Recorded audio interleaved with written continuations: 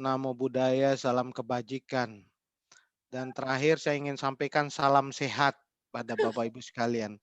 Ini saya kira satu salam yang penting sekali di era pandemi ini. Semoga Bapak Ibu sekalian diberikan kesehatan, kekuatan, sehingga bisa tetap inovatif, kreatif di masa pandemi. Pertama saya mengucapkan selamat ulang tahun kepada Yayasan Desa Wisata Nusantara yang disingkat DWisnu begitu ya.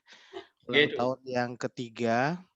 Sekira ini usia yang sedang manis-manisnya ini, lucu-lucunya kalau usia 3 tahun ini gitu.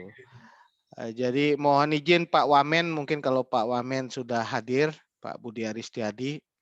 Eh, Pertama saya menyampaikan selamat sekali lagi, selamat ulang tahun. Semoga yayasan ini bisa tetap eh, berkontribusi kepada upaya kita bersama untuk membangun desa yang eh, berdaya begitu, eh, berdaulat juga secara politik, mandiri secara ekonomi, tetapi tetap berkepribadian secara kebudayaan. Saya kira kata-kata ini sangat penting sekali karena kita ingin ke depan seperti yang disampaikan oleh Bapak Presiden kita Jokowi, kita ingin membangun Indonesia itu dari pinggiran, membangun Indonesia itu dari daerah dan desa. Bahkan kalau kita katakan Indonesia bisa menjadi negara yang kuat, bisa menjadi negara yang maju, kalau desa-desanya juga semakin berdaya begitu. Terima kasih juga malam hari ini saya diminta untuk memberikan uh, keynote speaks, semacam berbagi dengan teman-teman sekalian dari seluruh Indonesia terkait dengan desa wisata dan juga apa yang disebutkan oleh Pak Ketum tadi sebagai next pandemi gitu. Jadi kalau kita ini saat ini memang masih fokus pada pandemi, tetapi kita ke depan harusnya tidak berhenti pada pandemi saja, tetapi kita harus mulai memikirkan next pandemi itu seperti apa gitu. Jadi saya diminta untuk berbicara soal next pandemic, dan tentu banyak orang yang mengatakan bahwa pandemi ini eh, bisa memunculkan atau berdampak yang luar biasa pada kemanusiaan. 215 negara di dunia ini menghadapi problem yang sama kurang lebih begitu karena kita tahu bahwa pandemi ini tidak mempunyai pembandingnya dalam sejarah. Boleh dikatakan pandemi ini adalah sesuatu yang luar biasa karena menimbulkan bukan hanya dampak kesehatan tetapi juga dampak ekonomi begitu. Banyak negara yang kemudian mengalami persoalan serius bukan hanya pada jatuhnya korban yang semakin banyak karena pandemi ini, tetapi juga bukan hanya terpapar oleh pandemi, tetapi juga terkapar oleh dampak ekonomi ya. Oleh karena itu, dalam menghadapi pandemi ini, kira tidak bisa hanya menekankan hanya pada satu strategi saja, yaitu strategi pengendalian pandemi dari sisi kesehatan, tetapi kita juga harus memikirkan bagaimana caranya untuk mengatasi masalah ekonominya, termasuk bagaimana caranya pulih dan bangkit gitu. Itu adalah pergulatan yang saat ini dihadapi oleh berbagai negara di dunia, 215 negara kurang lebih menghadapi persoalan yang sama dan mencari strategi bagaimana caranya untuk kembali pulih. Nah, saya melihat apa yang dihadapi oleh ekonomi pariwisata ini juga cukup dahsyat ya kalau Bapak Ibu sekalian melihat bagaimana dampak pandemi ini pada sektor pariwisata bisa lihat di Bali ya. PDB Bali itu mengalami kontraksi yang sangat dalam gitu, hampir minus 20%. Itu adalah satu kontraksi ekonomi yang paling dalam dibandingkan daerah-daerah lain karena bagaimanapun Bali saat ini masih mengandalkan pada sektor pariwisata. Karena dampaknya yang luar biasa, maka kita perlu mencari strategi bagaimana cara memulihkan ekonomi pariwisata ini secara segera, secepat-cepatnya. Bapak Presiden menekankan atau memprioritaskan pada pengendalian kesehatan karena kita tahu sekarang ini kita sudah berhasil untuk menurunkan kurva walaupun ini harus juga hati-hati walaupun kurva kasus positif atau aktif itu mulai menurun tetapi ancaman bagi munculnya gelombang kedua, ketiga itu mungkin bisa terjadi karena pengalaman di berbagai negara juga hal yang sama terjadi dan kita sudah memulai proses vaksinasi. Nah, vaksinasi di sektor pariwisata juga sedang dijalankan. Bahkan nanti secara minggu depan ada rencana mungkin Presiden untuk melihat bagaimana vaksinasi pada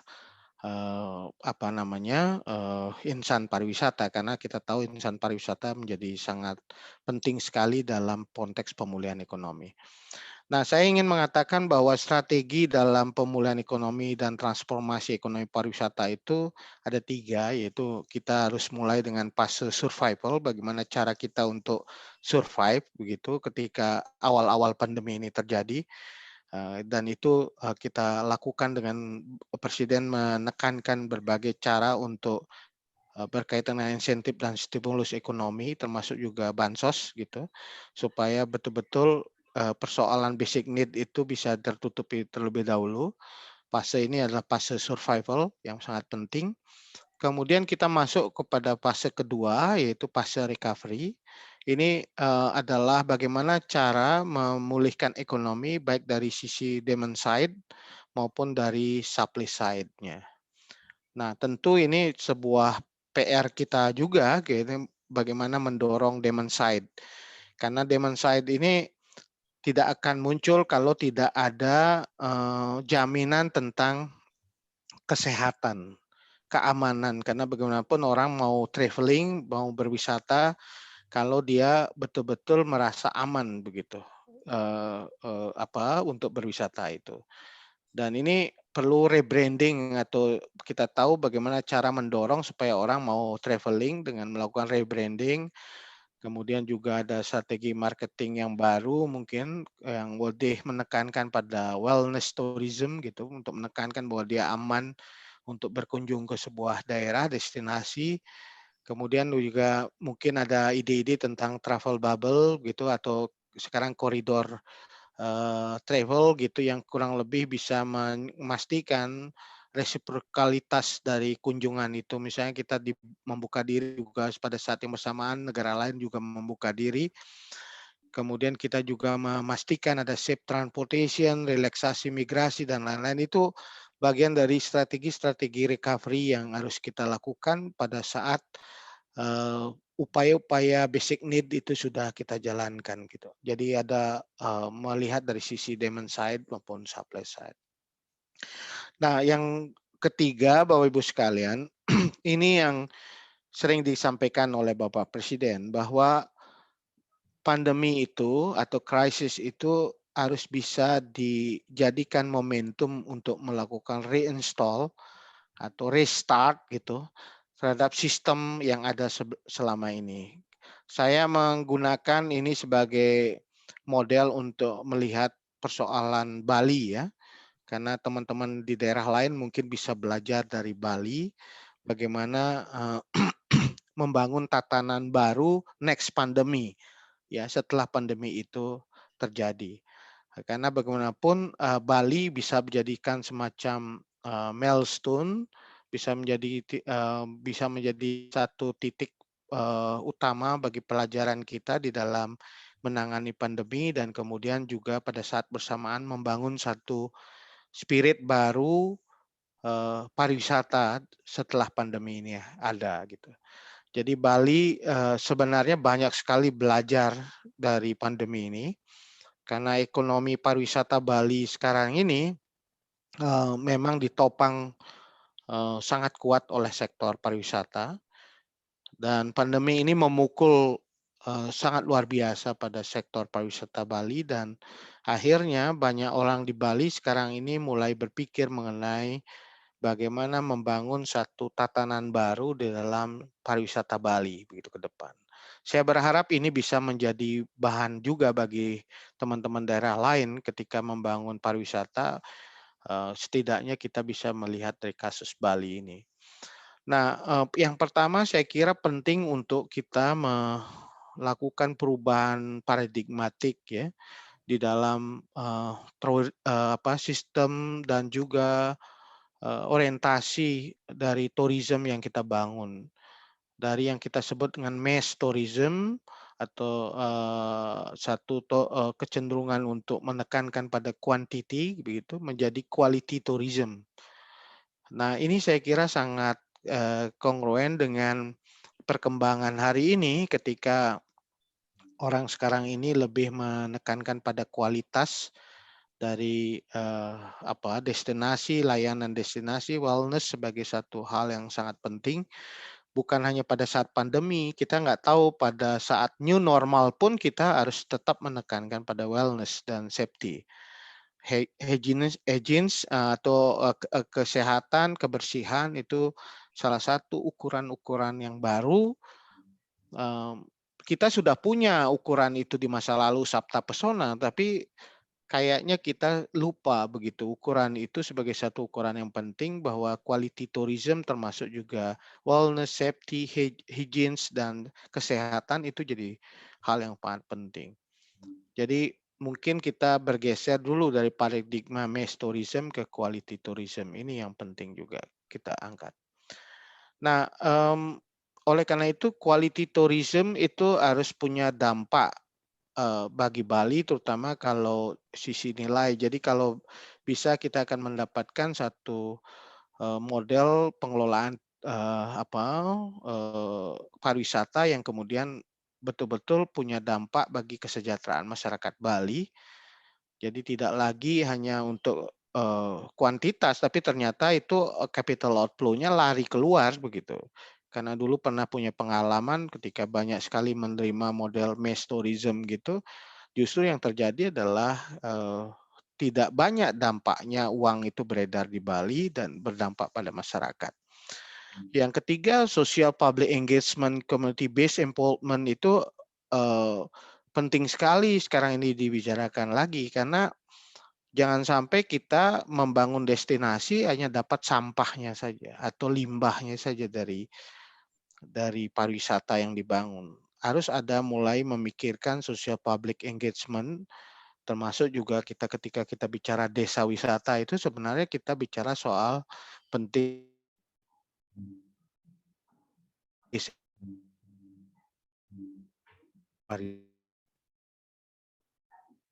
pengalaman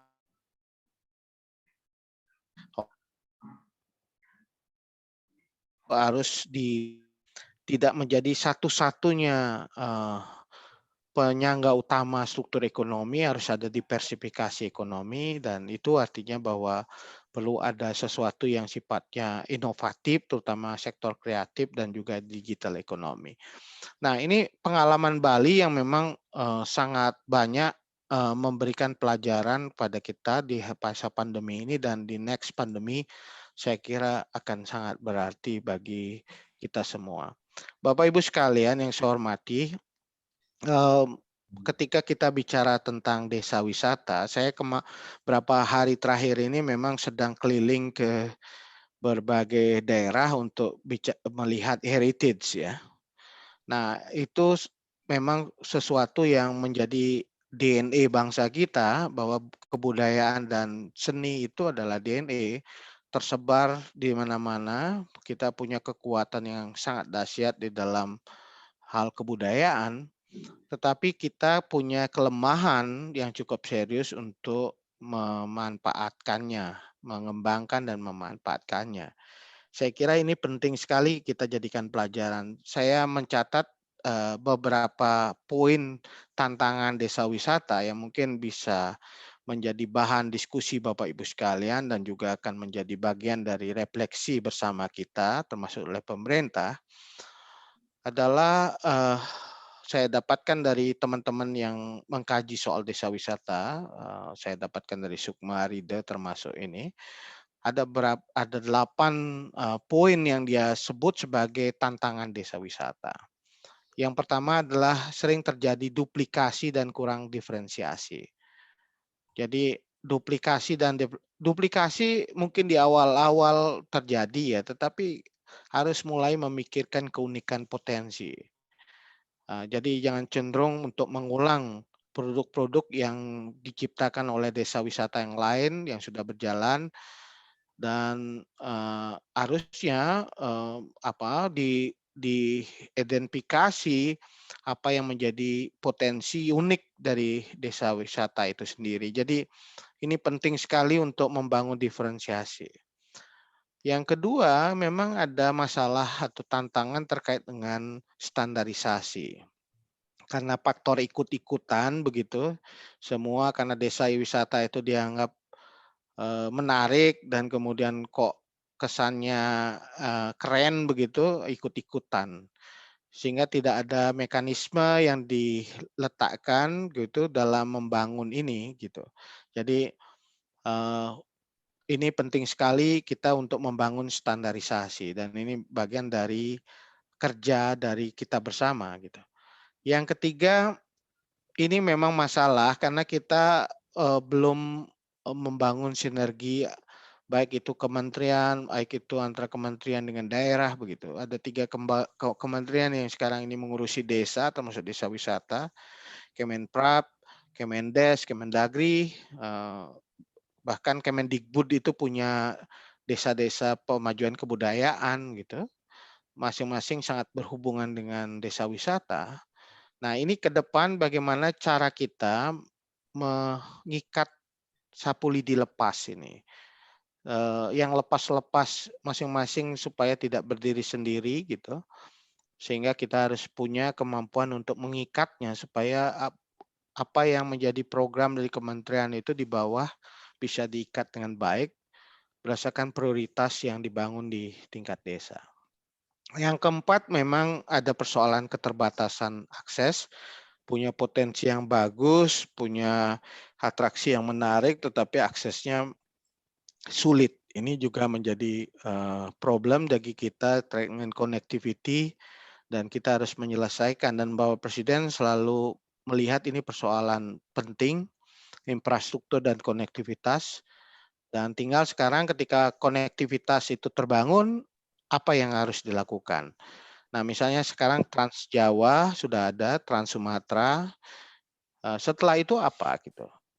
Nah, kita harus sambungkan itu dengan sentra-sentra ekonomi baru dan juga bahkan desa-desa wisata. Jadi saya kemarin keliling Jawa Timur, Jawa Tengah untuk melihat sejauh mana munculnya Trans Jawa itu berdampak pada munculnya sentra-sentra ekonomi, termasuk bagaimana cara desa memanfaatkan konektivitas yang semakin lancar itu. Misalnya di rest area apakah ada satu publikasi tentang desa wisata sehingga orang minggir dulu dari jalan tol masuk ke desa untuk lihat situasi. Jadi akses sangat mudah sekarang ini dengan infrastruktur, tetapi tantangan kita adalah bagaimana mengemas produk-produk paket wisata itu. Nah, ini seringkali jadi soal packaging-nya. Bagaimana mengelola menjadi atraksi wisata yang memikat. Nah, banyak sekali kecenderungan baru di dalam dunia pariwisata yang menekankan pada experience learning. Jadi ini memang harus ditangkap oleh desa-desa untuk mengembangkan experience learning ini. Masuk berwisata itu bukan soal dia melihat saja, tapi mengalami, merasakan apa yang terjadi. Nah, itu soal packaging, kemudian juga soal bagaimana pemerintah daerah punya komitmen terhadap desa, itu juga penting sekali kita angkat, termasuk juga masalah lemahnya SDM desa. Ini masalah semua klasik di sektor rural ya, di pedesaan. Karena tingkat pendidikan Dari ada persoalan multifaktor yang akibat SDM di desa lemah, misalnya tingkat keterdidikan yang rendah itu mungkin, tapi juga ada kecenderungan urbanisasi ya. Orang pergi ke kota begitu sehingga SDM yang berkualitas di desa itu makin sedikit. Akhirnya masyarakat yang tertinggal di desa atau orang-orang yang tidak merantau ke kota itu diajak untuk hal-hal baru jadi sulit gitu. Karena banyak sekali orang-orang potensial yang justru ke kota. Kemudian banyak juga lulusan sarjana sekolah menengah yang sudah modal namun tidak ada di bidang pariwisata juga jadi masalah. Kemudian renahnya inovasi kreativitas dalam mengembangkan potensi ini juga jadi tidak ada inovator, kemudian ada sebuah upaya yang eh, serius dari leadership di level desa menjadi pemimpin misalnya muncul orang-orang yang punya inisiatif untuk melakukan terobosan-terobosan di tingkat desa. Kemudian juga ada lemahnya pemasaran. Ini juga jadi masalah yang klasik yang juga dihadapi. Jadi packaging saja tidak cukup, harus juga marketingnya. Bagaimana menjual ini melalui sebuah teknologi digital. Ini harus mulai kita masuk ke marketplace, ke dalam bentuk-bentuk baru. Destinasi-destinasi wisata itu harus meramaikan juga di dalam dunia digital supaya orang punya alternatif ketika memilih tempat wisata. Semakin banyak pilihan yang tersedia dengan satu kemasan yang menarik di dalam website, dalam berbagai bentuk teknologi digital itu saya kira akan bisa mendorong orang datang ke sedesa wisata gitu. Nah, terakhir Bapak Ibu sekalian, saya ingin menyampaikan bahwa fase saat ini harusnya jadi tempat bagi kita untuk membangun tatanan baru. Tentu saya mengapresiasi apa yang dilakukan Yayasan Desa Wisata Nusantara itu sebagai upaya untuk membangun networking. Saya kira di sini hadir dari Maluku, dari Sulawesi, dari berbagai tempat termasuk Papua. Itu adalah bagian dari horizontal learning ya, upaya belajar praktek-praktek yang baik antar desa wisata itu bisa dipakai sebagai referensi untuk membangun diferensiasi dan standar. Jadi apa yang baik di Bali mungkin bisa ditiru, dikembangkan tempat lain dan dibangun diferensiasinya juga. Nah, ini saya kira satu hal yang harus dibangun ke depan. Saya mengapresiasi adanya network building seperti ini. Dan ini sangat penting untuk pembelajaran bersama begitu. Jadi belajarnya dari pengalaman-pengalaman praktek yang dilakukan di desa masing-masing. Yang kedua integrated development. Ini juga penting sekali bahwa kita harus membiasakan semua dalam kerangka berpikir yang sinergis gitu. Jadi kalau bicara desa wisata dengan desa inklusif, desa pemajuan kebudayaan, desa yang lain itu harusnya kita bicara soal sinergi. Bagaimana mengikat sapu lidi lepas. Mungkin programnya berbeda-beda, tetapi kemudian ketika masuk ke desa itu dikonsolidasi. Apakah itu ada sebuah upaya di dalam bentuk RPJM rencana pembangunan jangka menengah desa, apakah itu bentuknya adalah sebuah upaya membangun master plan yang kuat tentang bagaimana mengembangkan desa itu bagian dari integrated development. Nggak mungkin kita bisa menghasilkan sesuatu yang besar kalau kita tidak coba konsolidasikan. Apakah itu anggaran, apakah itu energi sosial untuk menghasilkan sesuatu. Nah, yang ketiga adalah jangan lupa bahwa kita punya misi yang cukup besar untuk membangun apa yang disebut dengan inclusive and participatory. Desa wisata itu rohnya atau jiwanya itu adalah harusnya jiwa membuka ruang kesempatan bagi warga desa untuk terlibat di dalam proses ini.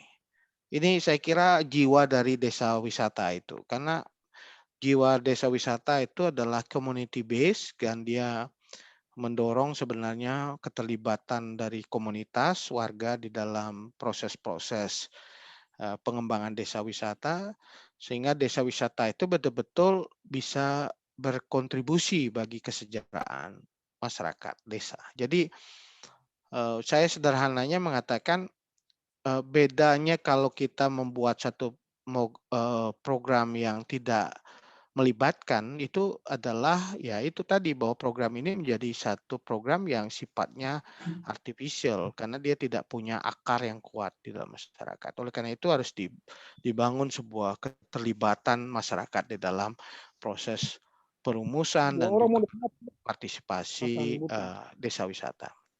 Terakhir, Bapak Ibu sekalian, quality tourism. Ini harus jadi satu moto dan juga misi dari desa wisata. Jadi wisata yang dikembangkan di desa itu harusnya punya prinsip, punya ideologi lah, roh gitu ya.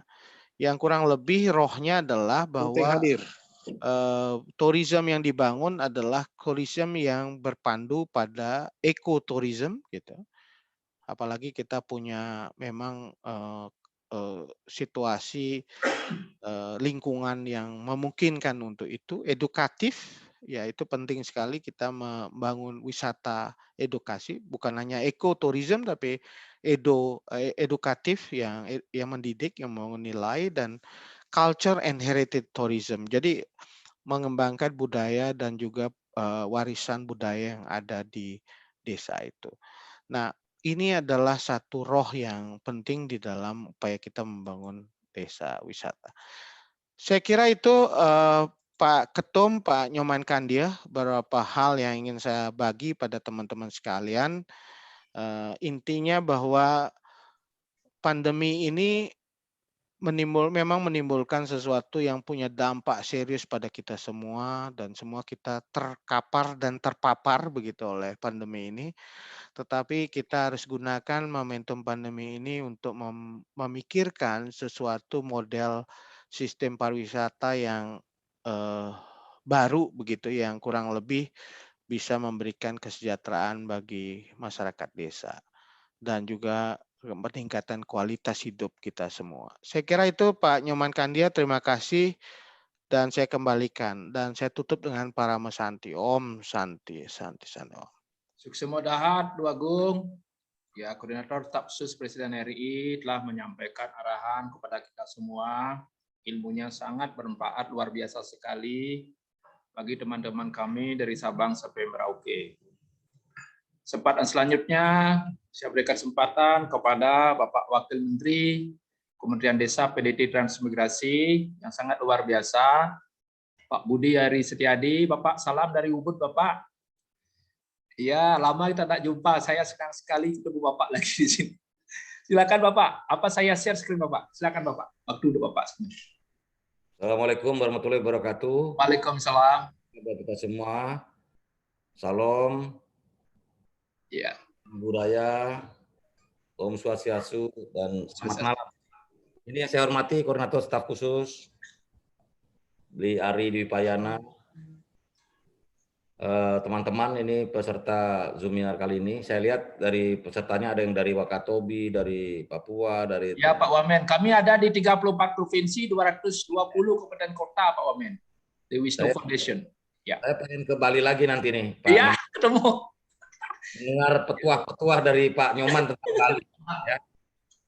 Jadi saya mau sebelum saya bicara serius, bahwa membangun daerah wisata itu perlu waktu. Ya. Yang cukup panjang. Ketika saya bertemu dengan Menteri Pariwisata Pak Sandiaga Uno, saya bilang, Pak Menteri Pak tahu nggak Bali itu berapa tahun jadi daerah wisata? Betul. Banyak orang nggak paham. Mungkin Pak Nyoman tahu nggak Bali itu dari tahun berapa jadi tempat wisata? 1927 Pak Wamen. 19 tahun yang lalu. Berapa? 94 tahun yang lalu. Nah, gini, dari menurut literatur sejarah, Bali itu sudah ditetapkan menjadi daerah wisata oleh VOC Belanda sejak 1900. Iya, betul Pak Wamen. 300 tahun. Jadi kalau di Indonesia ngomong daerah wisata itu membangunnya perlu lama. Jadi kawasan super prioritas nasional yang ditetapkan oleh Pak Presiden Joko Widodo kan ada 5. Betul, Pak. Danau Toba, Likupang, Mandalika, Borobudur, Labuan Bajo, dan Kupang. Ya. Kalau Bali kan udah maju lah sejak lama. Memang dengan pandemi ini kondisi pariwisata Bali memang sangat memprihatinkan. Memang ini menurut yang saya baca, literatur yang baca beberapa hari ini, krisis ekonomi di akibat pandemi COVID-19 ini adalah krisis ekonomi nomor 2 terparah setelah Perang Dunia Kedua di dunia. Jadi setelah Perang Dunia Kedua, nah krisis ekonomi akibat pandemi COVID-19 dalam 1 tahun terakhir ini udah nomor 2 setelah krisis ekonomi ketika Perang Dunia Kedua. Jadi bisa dibayangkan daya rusak ekonomi dari pandemi COVID-19 ini termasuk dialami oleh negara kita. Jadi itu membuat pariwisata khususnya memang mengalami tingkat konstruksi atau penurunan yang luar biasa. Itu juga ditandai dengan misalnya begini, rute internasional untuk penerbangan, airlines penerbangan antar negara itu turunnya sampai 90%.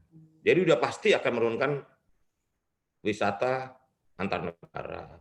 Kedua, logistik hampir 30% penurunannya. Jadi pukulan ekonomi memang dari sisi untuk pariwisata, gimana mau datang orang pesawatnya nggak ada yang terbang. Seperti itu. Jadi memang kita mengandalkan kekuatan atau wisatawan domestik. Tapi kita berharap mudah-mudahan proses vaksinasi ini yang sedang digalakkan oleh Menteri Kesehatan dan teman-teman yang terlibat mudah-mudahan bisa cepat. Terutama Bali harus disuntik semua biar cepat pulih ya. Pak, kita ngusulin supaya Bali harus semuanya disuntik. Karena itu saya dengar aspirasi dari teman-teman. Ini kapan Bali disuntik? Ini semuanya harus disuntik Bali ini. Supaya sehat ya. Iya, Pak. Bali ini mengandalkan pariwisata. Kalau mengandalkan pariwisata, kalau orang yang nggak sehat kan jadi jadi punya problem tersendiri. Oke, saya bicara langsung fokus. Jadi begini, bahwa dalam penggunaan dana desa tahun 2021 sudah dicanangkan ada 3 program khusus. Ini sesuai dengan arahan Pak Presiden. Yang satu, pemulihan ekonomi nasional sesuai kewenangan desa. Di situ adalah pembentukan BUMDes, pengembangan BUMDes, penyediaan listrik desa, pengembangan usaha produktif, dan lain-lain. Yang kedua adalah program prioritas nasional sesuai kewenangan desa. Ini sesuai arahan Pak Presiden. Yang pertama, pendataan desa, pemetaan potensi dan daya desa, pengembangan teknologi informasi dan komunikasi, khususnya infrastruktur dan sarana pengembangan desa digital. Karena janji Pak Presiden di kampanye 2019 itu kan 2, desa digital dan desa. Ya. Dewi sama Dedi, Pak Wamen. Nah, ada Dewa juga sekarang. Kalau Pak dan Pak Sandi tambah Dewa, jadi desa usaha. Nah, jadi melengkapi supaya lebih mantap. Nah, yang kedua adalah pengembangan desa wisata. Yang ketiga adalah penguatan ketahanan pangan dan pencegahan stunting di desa. Dan yang keempat adalah SDGs desa. Selain poin ketiga adalah tentang adaptasi kebiasaan baru, khususnya untuk desa aman COVID-19. Ini kita mungkin dalam beberapa waktu ke depan kita sudah bicara tentang vaksinasi di desa ini. Karena saat ini masih di perkotaan. Kita berharapkan vaksinasi di desa juga sudah mulai bisa bergulir, khususnya di warga masyarakat pedesaan. Nah, Kementerian Desa PDT dan Transmigrasi mengorientasikan multiplier efek untuk membantu warga desa dan mengembangkan ekonomi lokal. Ya, peran yang kita dorong dalam pengembangan desa wisata adalah pembentukan homestay, pembangunan homestay, juga menyertakan dana desa di desa setempat. Jadi dana desa digunakan untuk pembangunan homestay di desa-desa yang memiliki potensi wisata. Tadi sudah disampaikan oleh Bli Ari, ada 8 kendala. Itu memang yang kita alami juga. Banyak ikut-ikutan juga, SDM-nya nggak sanggup. Hampir semua desa yang pariwisatanya maju dan berkembang, itu semua penggerak anak muda. Dan mereka punya ide yang genuine. Saya akan ke Wakatobi lagi, setelah sebelumnya saya ke Wakatobi, di sana punya potensi yang luar biasa, karena luas wilayah Wakatobi itu 98%-nya adalah perairan. Saya sudah ketemu dengan Pak Bupati sudah bicara-bicara dengan saya, bahwa Wakatobi ini namanya udah terkenal, jadi tinggal dikembangkan. Maka mereka usulkan bagaimana trek Bali Wakatobi. Jadi wisatawan Bali ke Wakatobi itu yang dimaksud dengan interkoneksi. Nah, selanjutnya adalah pengelolaan homestay oleh BUMDes bekerjasama dengan masyarakat dengan sistem bagi hasil. Selanjutnya yang tidak kalah pentingnya adalah digitalisasi, promosi, dan pemasaran.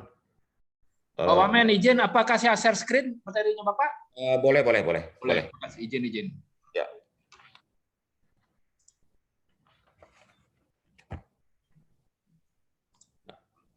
Nah, saya lanjutkan ya. Digitalisasi promosi.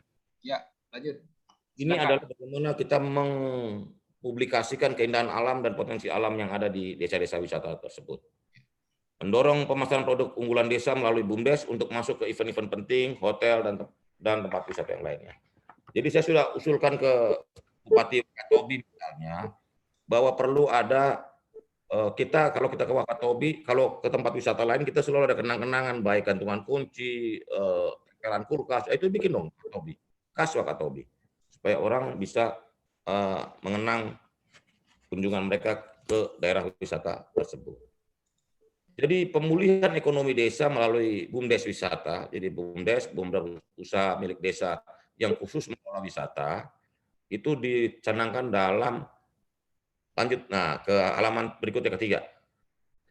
Tentang PP, nah itu situ tadi, PP nomor 11 tahun 2021 tentang badan usaha milik desa yang lebih memudahkan menjalin, ke bawah lagi, lebih memudahkan menjalin kerjasama bisnis dengan pihak lain, juga berkaitan dengan regulasi turunan dari Undang-Undang Cipta Kerja lainnya, yaitu PP nomor 5 tahun 2021 tentang penggunaan sumber daya air, PP 19 2021 tentang kepemilikan bangunan dan lahan, PP 23 tahun 2001 mengenai kawasan hutan, usaha pengelolaan kayu bulat skala kecil, PP 29 tahun 2021 tentang pengelolaan pasar rakyat, dan PP 30 2021 tentang kerjasama uji tipe kendaraan bermotor, penyelenggaraan terminal, padat karya tunai desa, ekonomi produktif, di mana desa bisa menambah modal BUMDes.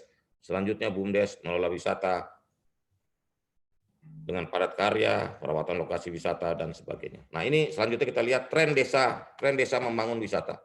Jadi kegairahan desa membangun wisata kita bisa lihat terbaca dari peningkatan alokasi anggaran pendapatan dan belanja desa untuk membangun wisata. Dalam miliar kita lihat jumlahnya dan jumlah desa yang mengalokasikannya. Kalau kita bisa lihat ini kan angkanya sangat makin lama makin signifikan. Peningkatan dari APBS yang disalurkan untuk pengembangan desa wisata. Jumlah desa yang mandiri membangun wisata semakin meningkat dari 612 desa di tahun 2017 menjadi 817 desa tahun 2018, lalu melonjak menjadi 4.071 desa pada tahun 2019. Selanjutnya, APBDes yang dialokasikan untuk desa wisata juga meningkat dari 123 miliar pada tahun 2017 dan pada tahun 2019 ini angkanya terakhir ini angka sudah mencapai 52 miliar. Oke, slide berikutnya. Nah, ini implementasi digitalisasi destinasi wisata. Berkolaborasi melalui program Kemendes untuk mendukung digitalisasi destinasi wisata, khususnya implementasi etiketing. Kita bisa lihat nih di kawasan pendukung desa-desa di mana kawasan super prioritas nasional, desa-desanya kita lihat ada 35 desa di kawasan Mandalika dan juga di Labuan Bajo ada 17 desa. Itu nama desanya kita bisa lihat semua, ada Desa Komodo, Desa Ngalak, Desa Papangarang, Desa Kuta, Surandi, dan lain-lain. Begitu. Ini contoh bagaimana desa atau Kementerian Desa juga mendorong percepatan pembangunan desa wisata untuk kawasan super prioritas nasional. Lanjut, ini contoh di Jawa Tengah. PKTD ekonomi produktif wisata desa di Jawa Tengah. Wisata pasar tradisional bernama Pasar Bahulak, menyajikan kuliner tempurung dan mengandalkan setting alamnya. Jadi betul-betul kondisinya seperti kondisi di masa lalu. 74 lapak kuliner, souvenir, keterlibatan 292 warga diorganisir BUMDes, Sinar Karungan Mandiri. Nah, omset tertinggi mulai dari gelaran pasar ini bisa mencapai sekitar 60 juta rupiah per hari. Jadi kita bisa lihat manfaatnya pada 2020 ada 88 keluarga penerima manfaat penerima BLT dana desa. Nah, pada tahun 2021 ini jumlahnya menurun tinggal 28 keluarga. Jadi bagaimana seperti yang tadi dikatakan oleh Pak Aridu Payana, bagaimana pergerakan ekonomi desa ini mampu mengentaskan masyarakat dari kemiskinan atau kekurangan atau keterbatasan mereka. Ini dari 88 keluarga penerima manfaat BLT jadi tinggal 28. Itulah gerakan ekonomi di desa harus memberikan manfaat langsung bagi kesejahteraan warga desa. Lanjut. Nah, ini contoh juga inovasi wisata desa di Nusa Tenggara Barat. Di Pasar Pancingan terletak di desa Bilebante, Kecamatan Pringgarate, Kabupaten Lombok Tengah, Nusa Tenggara Barat. Di pasar ini aneka kuliner khas masyarakat, sasak maupun kuliner kekinian didesain ala tempo dulu. Lapak jualan menggunakan bumbu, alang-alang, dan sebagainya. Kita lihat ini juga suatu ide dan gagasan tetap melestarikan kebudayaan dan juga melibatkan warga masyarakat sebagai pemangku kepentingan di desa tersebut. Selanjutnya kita lihat contoh juga di desa Ganggelang, Kecamatan Gangga, Kabupaten Lombok Utara, Nusa Tenggara Barat, di mana menyelamatkan sumber mata air melalui konservasi hutan berbasis kearifan lokal. Dampaknya hutan lebih tertata dan sumber mata air terjaga sehingga kebutuhan air bersih warga terjamin dan terkelola baik. Nah, terbentuknya wisata desa yang meningkatkan pendapatan masyarakat dan meredam konflik. Jadi bagaimana desa wisata juga berfungsi sebagai konservasi masyarakat untuk terus menjaga kelestarian alam dan hutannya. Ini contoh lagi nih, satu lagi, inovasi keunggulan desa di Nusa Tenggara Barat. Desa Santong, Kecamatan Kayangan, Lombok Utara, Nusa Tenggara Barat, terkenal akan telur dan air terjun. Air terjun yang terkenal ialah Tiu Bumbung, Tiu Teja, Skeper, dan Tiu Sampurarung. Jadi desa ini betul-betul mengeluarkan semua produk unggulannya, menghasilkan produk unggulan yang bisa dijual atau dikonsumsi oleh masyarakat secara luas. Terus ada juga di desa Barabali, Kecamatan Batu Kilang, Kabupaten Lombok Tengah, Nusa Tenggara Barat, mengembangkan tabungan pendidikan lewat program ternak kambing. Setiap kepala keluarga rata-rata memiliki 4-6 ekor kambing. Hasilnya peternakan kambing mampu meningkatkan pendapatan keluarga sehingga warga memiliki cadangan, biaya pendidikan anak sekolah, dan sebagainya. Jadi sebelum saya mengakhiri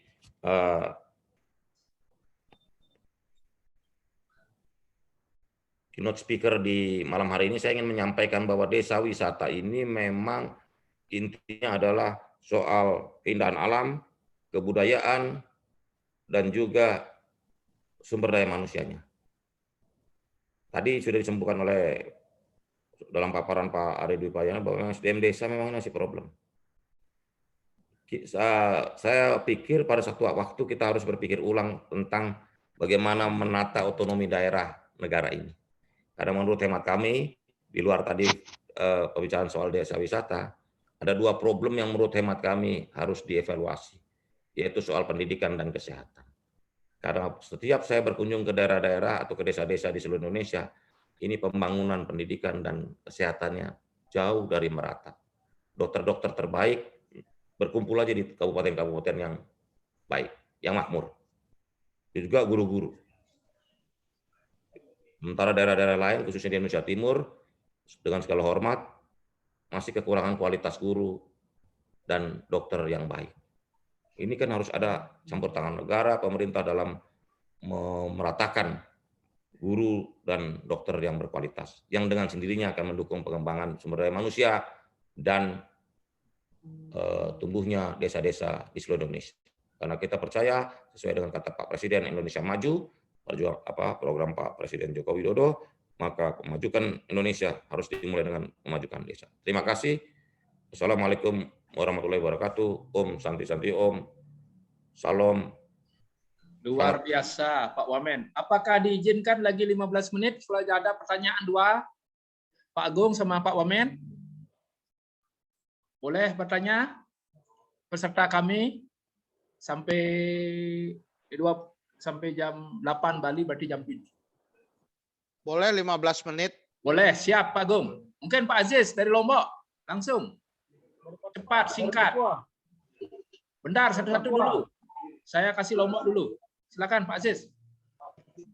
Assalamualaikum warahmatullahi wabarakatuh. Waalaikumsalam.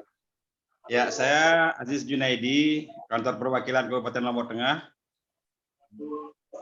Saya langsung ke Pak Wamen aja, Ketum. Ya. Yes. Baik, kebetulan daerah-daerah yang tadi disebut sama Pak Wamen itu di daerah saya, Pak Wamen. Terima kasih.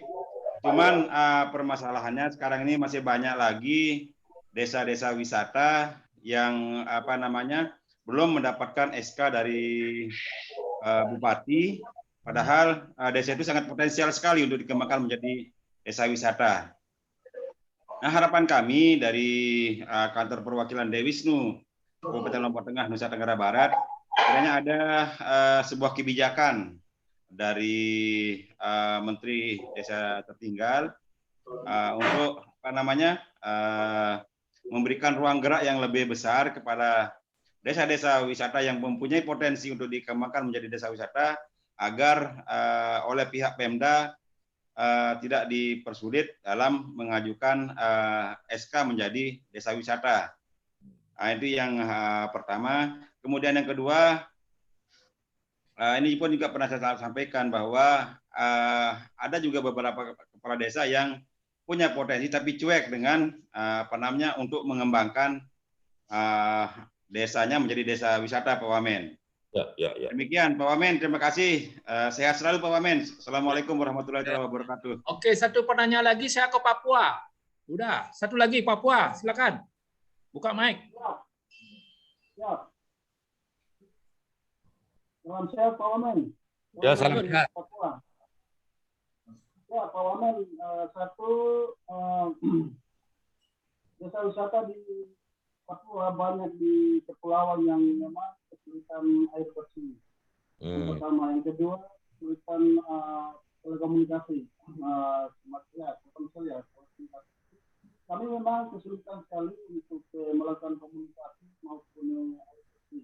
Terutama di Supiori di Papua ada pulau terluar yang sampai hari ini dilupakan oleh bangsa ini, yaitu Kepulauan Mafia.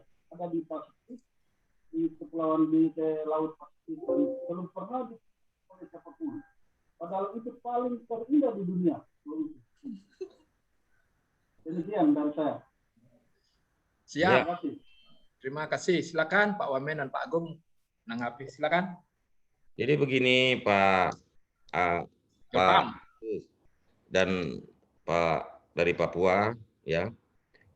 Indonesia ini jadi kekuatan ekonomi Indonesia, kekuatan masa depan Indonesia ada di 3 sektor. 1 perikanan, 2 pertanian, dan yang terakhir adalah pariwisata.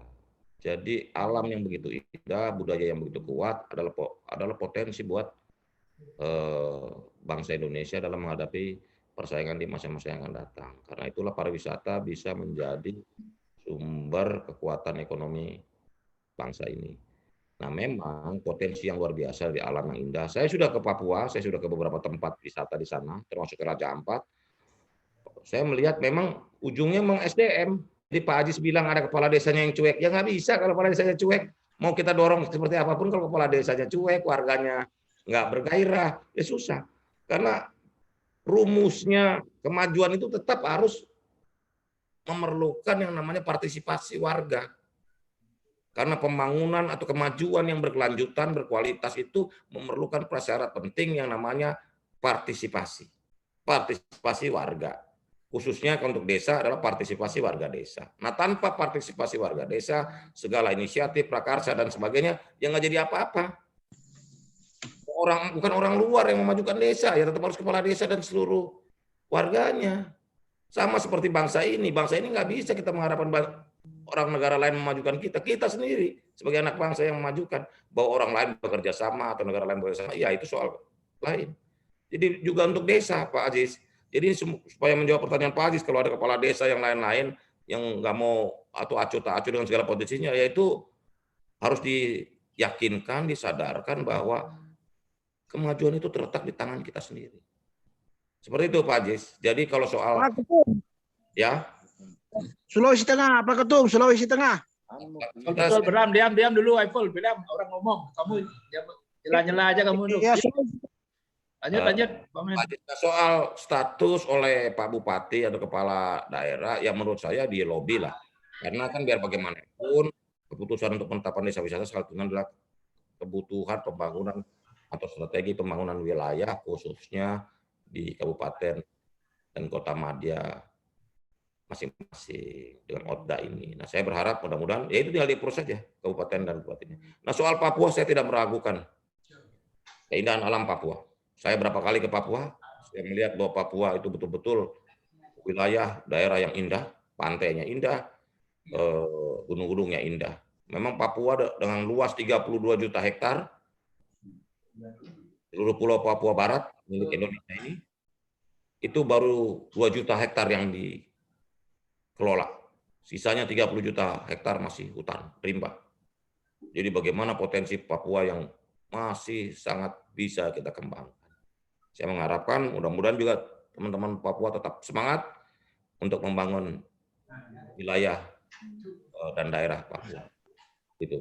Mungkin dalam waktu sebentar lagi, mungkin dalam minggu 2 minggu lagi saya ada rencana mau ke Sorong dan ke Papua Barat, beberapa tempat termasuk Manokwari dan lain-lainnya. Mudah-mudahan kita bisa terus mengeksplorasi dan terus mendorong percepatan pembangunan Papua seperti yang diperintahkan oleh Pak Presiden Joko Widodo. Begitu.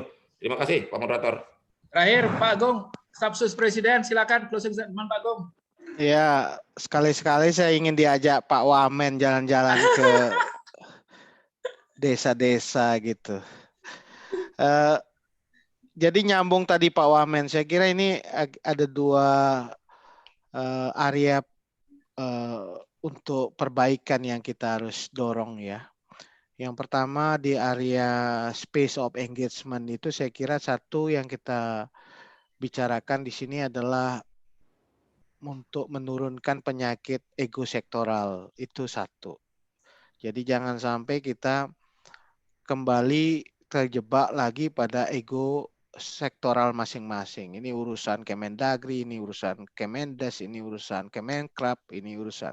Itu penyakit dan Pak Presiden selalu mengatakan kita harus keluar dari zona ego sektoral itu. Termasuk ego daerah gitu. Sekarang ini dalam pengembangan pariwisata itu nggak bisa bicara soal daerah saja, harus bicara soal kepentingan bersama. Yang mana kepentingan bersama itu mungkin bisa setiap daerah bisa bekerja sama dengan daerah lain. Itu saya kira penting sekali untuk memperbaiki area of improvement yang harus kita lakukan di bidang regulasi, governance, tata kelola, dan juga sistem desentralisasi yang tadi juga jadi catatan kritis Pak Wamen kan sebenarnya membangun catatan dalam sistem desentralisasi dan otonomi daerah kita. Nah, area improvement yang kedua adalah soal leadership dan partisipasi. Ini juga masalah kita karena partisipasi yang muncul luar biasa, inisiatif dari masyarakat, misalnya untuk mendorong desanya lebih maju melalui desa wisata, seringkali tidak sambung dengan apa yang menjadi komitmen leadernya, menjadi komitmen kepala desanya atau elit desanya. Nah, ini juga harus dua-duanya harus saling menguat atau sebaliknya desa wisata sangat banyak hanya dikelola oleh elit desanya saja tanpa melibatkan masyarakat desa. Jadi antara leadership dan partisipatif itu harus didorong di tingkat desa supaya tadi tujuan dari desa wisata untuk memberikan peningkatan kualitas hidup itu semakin kuat. Jadi itu Pak Nyoman kan dia. Saya kira ini PR kita masih banyak di area improvement di dalam pengambilan keputusan, di dalam area space of engagement tadi maupun di area desa tadi termasuk soal SDM yang masih lag kita di dalam pengelolaan desa tadi dengan berbagai faktor penyebab. Sekali lagi terima kasih diundang dan selamat ulang tahun yang ketiga untuk Desa Wisata Nusantara. Ya.